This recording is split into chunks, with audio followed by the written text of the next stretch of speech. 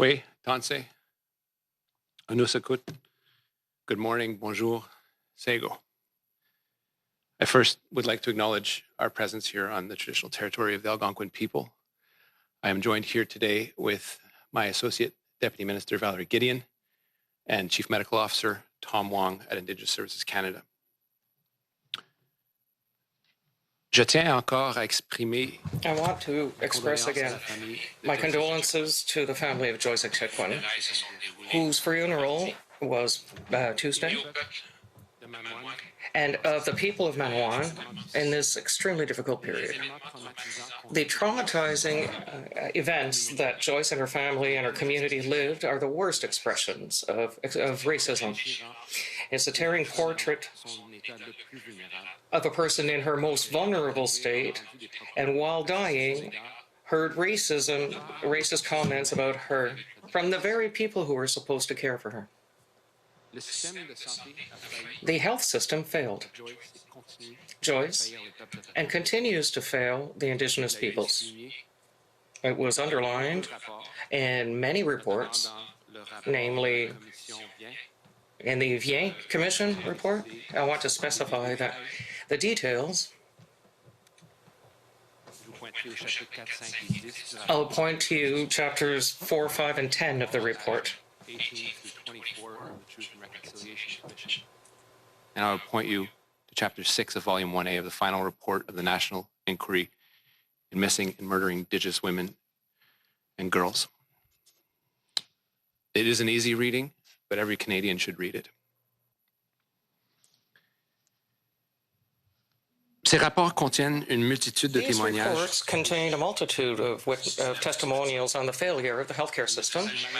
It's unfortunately not an isolated event. We have to acknowledge that this kind of event occurs and the effect that it can have on the community. Across Canada where this continues to occur, it is systemic, it is racist in nature, and it's unfair.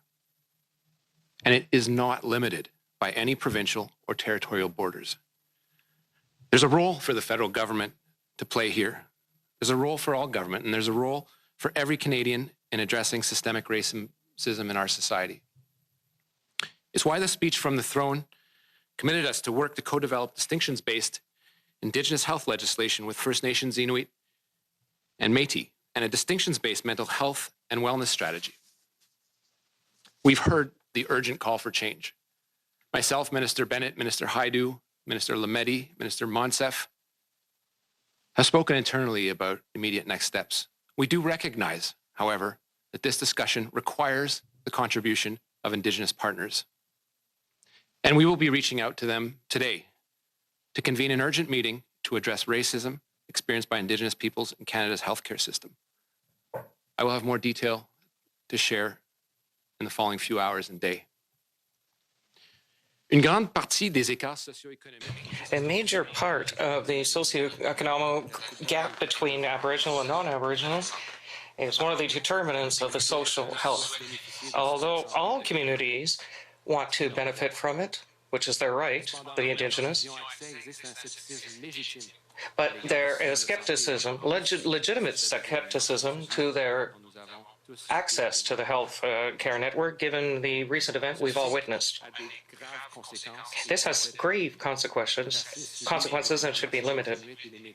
The problems experienced by the First Nations increases their mistrust toward our healthcare system, creates additional obstacles for people and families who need health care, and reduces the chances of someone who needs care to consult the healthcare system. Everyone should feel safe when visiting a hospital or a doctor. It is in this light, and therefore important to remind everyone, that during this pandemic, keeping Indigenous communities safe, Indigenous people safe and healthy is my utmost priority.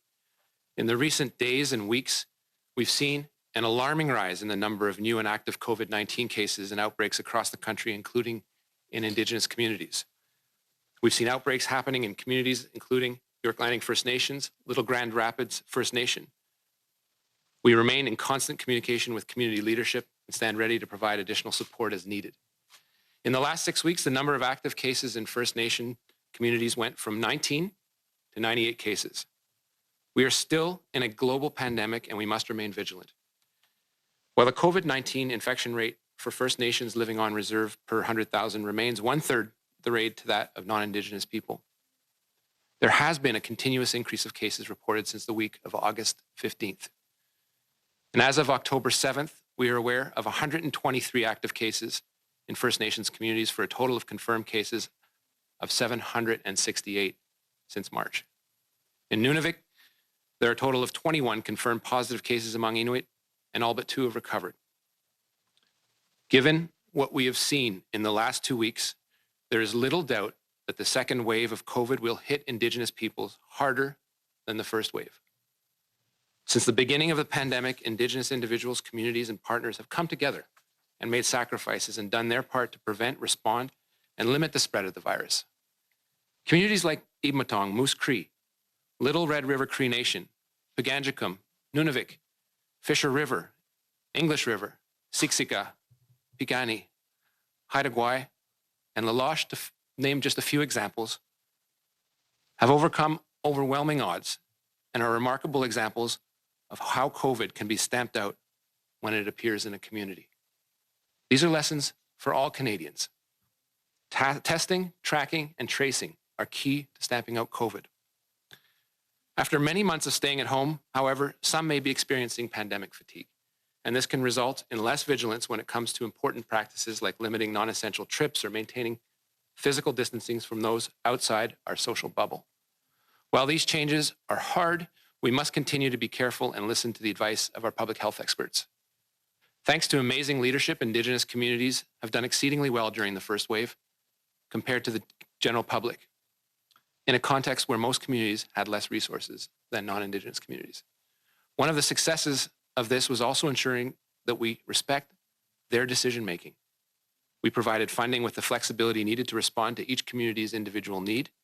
And the most successful communities are those that have let science and the medical professionals in the community be front and center in their decision-making. The numbers show that this approach works when we trust Indigenous communities. We know that these times are challenges, but we must redouble our efforts and continue to follow the measures that have saved lives. At the same time, we have taken steps to help everyone stay at home, keep food on the table, keep their jobs, and to help businesses stay afloat. And to date, we have made available over $2.2 billion to support Indigenous families, students, businesses, and communities and organizations during these unprecedented times. And let me assure you, our support will continue as long as COVID-19 is still a threat. No one will be left behind.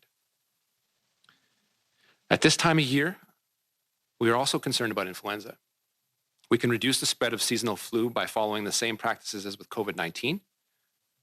We also know that the annual flu vaccine is the most effective way to prevent the flu and flu-related complications. However, we know that the uptake for the flu vaccine is lower among Indigenous peoples than in non-Indigenous communities, in part due to the issues that I mentioned a few minutes ago.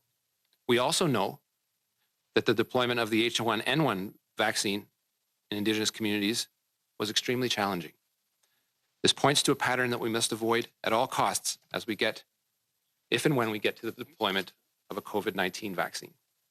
We must take steps to ensure that everyone living in Canada can access future treatment and vaccines. It includes real and deep engagement with communities, nursing stations, and those who hold the health portfolio within their community. Our country's recovering from the pandemic will take time. We must continue to be careful and listen to the advice of our public health experts. Miigwech, Nakumik, Marci Cho. Thank you. Merci à tous.